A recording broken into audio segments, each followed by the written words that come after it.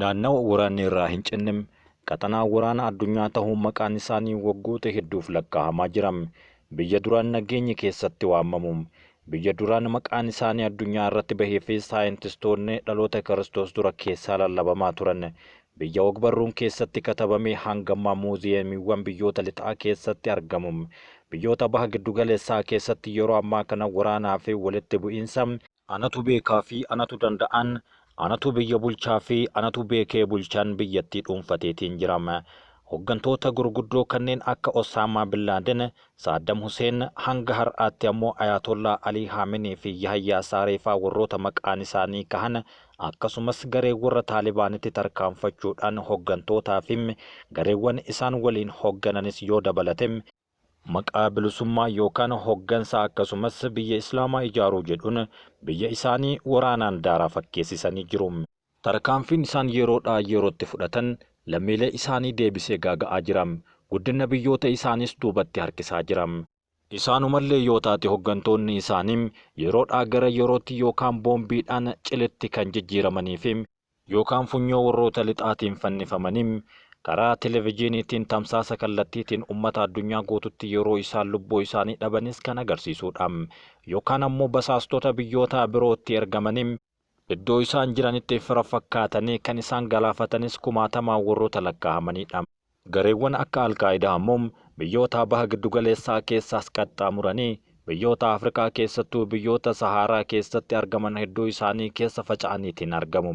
Gareewwan kunneen maqaalee garaagaraa kanneen akka jihaadistootaa, Alqaayidaa fi maqaalee biraa haa bafatanii malee kaayyoon isaanii walitti kan dhihaatudha. Kaayyoon isaanii kanneen wal fakkaatuuf yoo xiqqaatee biyya isaanii mataa isaaniitiin bulchuuf biyya Islaamaa kan taate ijaaruu kaayyoo jedhuun qabatanii kan isaan bahanidha. Haa ta'u malee yeroo bosonatti seenan yookaan qaabsoo hidhannootti yeroo jijjiiramanitti wal qoqqooduun walirratti dhukaasuun walirratti dooluu fi meeshaalee garaagaraa wal irratti bituun akkasumas tokko wal jijjiiranii meeshaa waraanaatii fi icceeteedhaan wal baasuunis isaan keessatti baratamaa dhufeetiin jiram.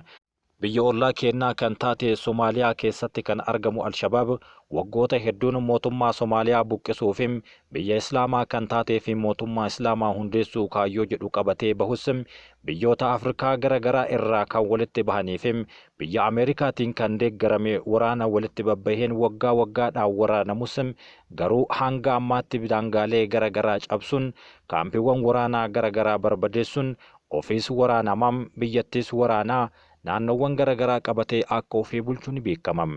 Biyya baha giddugaleessaa kan taate Yaman keessatti gareen hidhattoota Hawtiin biyyattii walakkaa ol kan fudhatanii fi magaalaa guddittii Yaman Sana'aa hanga gahutti qabatanii bulchaa akka jiranii fi yeroo gara yerootti biyyoota lixaa fi michoota isaanii kan tahan irratti waraana kallattii fi alkallattii labsaa jiraatu. Gareewwan kanneen keessaa warri milkaa'ee fi mootummaa mataa isaanii ijaaranii biyya isaanii bulchaa jiranis ni jiru. Akka fakkeenyaatti Ayatollaa Alii Haamenin Ayatollaa isaan duraa irraa aangoo fudhachuudhaan biyya isaanii Iraan Rippaabilika Islaamaa gochuun hundeessaniitiin jiru. Biyyi Taalibaanis yoo fudhanne hooggantoonni Taalibaan bara 2021 biyya qabatanii hanga ammaatti seera shari'aatiin bulchaa jiraachuun isaanii ni beekama. Dhiyeenya kana ammoo finciltoonni osoo waraana Raashaa fi kanneen birootiinis mataa keessa rukutaman biyyattii irraa mootummaa abbaa irree waggoota 24 dhuunfatee bulchaa ture ari'uudhaan Sooriyaa guutuu warri to'atan warri RTS jedhamanis ni beekamu. Gareewwan kunis erga aangoo qabatanii seerota garaagaraa baasuudhaan uummattoota isaanii karaa nagahaatiin bulchuu tokko jedhanii jalqabaniitiin jiru. Iraan ammoo biyya akka addunyaatti iyyuu sodaatamtuu fi biyya waggaa waggaadhaan qoqqobbiin irratti tuulamuudha. Dirooniiwwan xixiqqaa hanga gurguddaatti kan oomishtu Iraan biyyoota garaagaraatiif sodaa ta'uudhaaf qoqqobbiin isee irra kaahamuu waggaa waggaatti kan irraa hin qoorredha. Keessattuu biyyoota lixaa fi michoota ishee irratti tarkaanfii isee yeroo garaagaraa fudhattu jedhamee shakkamuudhaan sodaatamuun qoqqobbiin irratti tuulamuu irraa kan hin hafne. Biyya boba'aan akka bishaanii keessaa waraabamu kan taate Iraan osoo boba'aan ishee kan heeyyamamuuf taate addunyaa irraa yeroo ammaa kana sadarkaa isin irratti argamu tilmaamuun kan nama rakkisu miti. Yeroo ammaa kana garuu boba'aa isheeyyuu gurgurachuu kan hin danda'iniif sababii qoqqobbiin biyyoota lixaa irratti gahuudha. Haa ta'u malee yeroo ammaa kana dirooniiwwan hanga meeshaa waraanaa gurguddaatti oomishuudhaan addunyaa afaan qabachiisaatiin jirti. Dhiheenya kana ammoo meeshaa waraanaa lafa jalatti kan isheen oomishaa turtee fi iddoowwan meeshaan waraanaa itti kuufaman lafa jalatti kanneen gaarreen Iraan jalatti kuufamanii argaman yeroo addunyaatti mul'iftuuf osoo torbaaniin mul'isuu jalqabnee waggaa lamatti illee hin xumurru jechuudhaan addunyaa guututti sodaa deebisanii jiru. Kanumaan wal qabatee nikularra Iraan yuuraaniyeemiin ishee 60 badhaadhuun isaa ammoo guutuu addunyaatiif sodaa bira dabaleetiin jira. Diroonii yookaan xiyyaarota xixiqqoo nama malee fi dhoorkaa malee samiirra balali'an yeroo barbaadan magaalaa keessaa ka'anii magaaluma keessatti qubachuu danda'an, yeroo barbaadan ammoo magaalaa keessaa bahanii iddoowwan waraanaa irratti kallattiidhaan rukutuu kan danda'an yeroo ammaa kana oomishamee gurguramaatiin jira. Akkasumas bosona keessaa ka'anii bosonuma keessas qubachuu kan danda'an yookaan ammoo doonii waraanaa galaanarra jirus kallattiidhaan irraa ka'anii irratti deebi'uu kan danda'anis oomishamaa jiru. Dirooniin bakka itti ergame deemee ni basaasam, nama yookaan qaama barbaadu faana dhaham, akka adda baasanii irratti xiyyeeffatanii rukutuu barbaadanis haleeluu fi kallattii kaahus ni danda'ama. Akkasumas yoo xiqqaate ammoo waraana guutuu keessatti meeshaa qixxee hin qabne taa'ama. Teeknooloojiin kun waggoota dhihoo as dirree waraanaa keessatti madaallee humna lolaa jijjiiraa akka jiru ogeeyyiin garaagaraa ni kaasu. Dirooniin baha giddugaleessaa keessaa waraanaa fi walitti bu'iinsi itti hammaate keessatti dirooniin meeshaa waraanaa sodaa fi yaaddoo uume ta'eera. Xixiqqoo fi gatiin isaa salphaa ta'uu isaarraa kan ka'e humnoonni waraanaas ta'ee gareewwan hidhattootaa karaa garaagaraatiin diroonii qabaachuu danda'u. Biyyattii kanneen keessatti namni dhuunfaas diroonii hidhachuu ni danda'a. Akka Inistituutiin qorannoo imaammata idil-addunyaa ISPI tilmaamutti biyyoota baha giddugaleessaa keessaa Israa'el malee waggoottan 5 darban keessa diroonii waraanaatiif yoo xiqqaate $1 biiliyoona 1.5 baasaniiru. Jaarraa dirooniin dhalate kana keessa naannoo baha giddugaleessaa keessa jijjiirama ji'oopolitiksii guddaa irra gaheera kan jedhan dhaabbanni barnoota walaba ta'e Inistituutii baha giddugaleessaa yeroo gamaaggamutti. Sooriyaa hanga Liibiyaatti, Yaman irraa hanga Iraaqitti xiyyaarri nammaleesse kunneen kan dirree waraanaatti jijjiirama guddaa uume biyyattii keessatti waraana guddaa kan saalfachiisedha. Namoonni tokko dorgommiin diroonii waraanaa qabaachuu mormii biyyoota Arabaa keessaa dhalate Arab Spring jedhamu wal qabatee jalqabe jechuun amanu. Haa ta'u malee dorgommiin meeshaa waraanaa kun isa dura jalqabee akka jedhan yaadonni garaagaraa ammoo ni ka'u.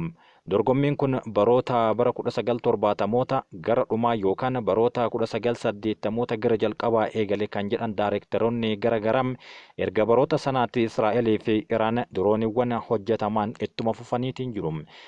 Biyyoonni lamaanuu misaa'elli fageenyatti dhukaafamu qabaachuu akka qaama biyya of eeggachuu murteessaa ta'etti ilaalu.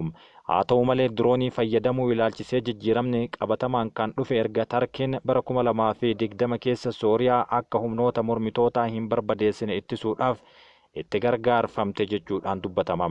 Dirooniin Tarkiin oomishtuu Bayraktar kan jedhamu yeroo sanatti tarkaanfiiwwan hedduu kan fudhatuu fi taankiiwwan 100 ol gareewwan mormitootaa duraanii itti dhufaa turan qolateetiin jira. Isaan booda dirooniiwwan baha giddugaleessaa keessatti balali'an oomishuun hojiirra ooluu jalqabde. Faawundeeshinii baha giddugaleessaatti daayirektarri sagantaa tarsiimoo teeknooloojii fi nageenya saayibarii Muhammad Suleyman baha giddugaleessaa keessatti biyyoonni 3 dirooniin baay'inaan kan hojjetu ta'uu ifa godhan. Biyyoonni kunniinis Israa'el, Tarkii fi Iraan gidduutti kan daangeffamudha. Akka Muhammad Suleyman jedhutti Israa'el dirooniiwwan fayyadamuudhaan biyya jalqabaati. Sababbiin isaas Israa'el deeggarsa Yuunaayitid Isteet irraa argatteen Israa'el jalqaba waraana Libaanos 2006 keessatti biyya jalqaba diroonii fayyadamte taateerti. Israa'el dirooniiwwan baay'inaan kan oomishuu fi alaa erguudhaaf biyya dursituudha. Akka ibsa ministeera ittisaa Israa'elitti bara 2022 keessa meeshaa waraanaa Israa'el gurgurtu keessaa 25% kan qabaatu diroonii ta'uu himama. Dirooniiwwan Israa'el oomishtu keessaa IAI-10 kan jedhamudha. Dirooniiwwan kunniin qilleensarra sa'aatii 36 turuu kan danda'anii fi kana malees dirooniin kun misaa'ela kiiloogiraama 1000 baachuus danda'a jedhama.